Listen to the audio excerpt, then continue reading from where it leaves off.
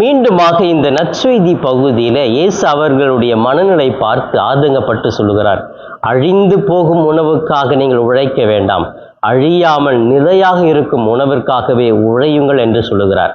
அப்ப மீண்டும் மக்கள் கேட்குறாங்க, அப்படி நாங்கள் அந்த நிறைவை அடையணும்னா நாங்கள் என்ன இயேசுவே செய்யணும் அப்படின்னு சொல்றார். அப்ப கடவுளால் அனுப்பப்பட்டவரை நீங்கள் நம்பினால் போதும், அதுதான் உங்களுக்கு குறையாக இருக்கிறது என்று சொல்லுகிறார்.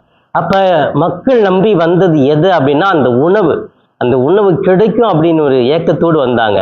இயேசுவை நான் நம்பணும், அவர் மூலமா நான் கடவுளை தந்தையை அடையணும் யாரும் வரல. அதனால அழிந்து போகின்ற உணவிற்காக நீங்கள் உழைப்பது ஏன் என்று சொல்லுகிறார். பிரியமானவர்களே, நம்முடைய வாழ்க்கையை யோசித்து பார்ப்போமே. நம்ம எதுக்காக உழைக்கிறோம்? நம்ம எதுக்காக சம்பாதிக்கிறோம்? எதுக்காக பணம் சேர்த்து வைக்கிறோம்? அந்த உணவு கிடைக்கணும், நல்லா சாப்பிடணும். இன்னைக்கு நிறைய பேர் சாப்பிட்றதுக்காகவே இருப்பாங்க.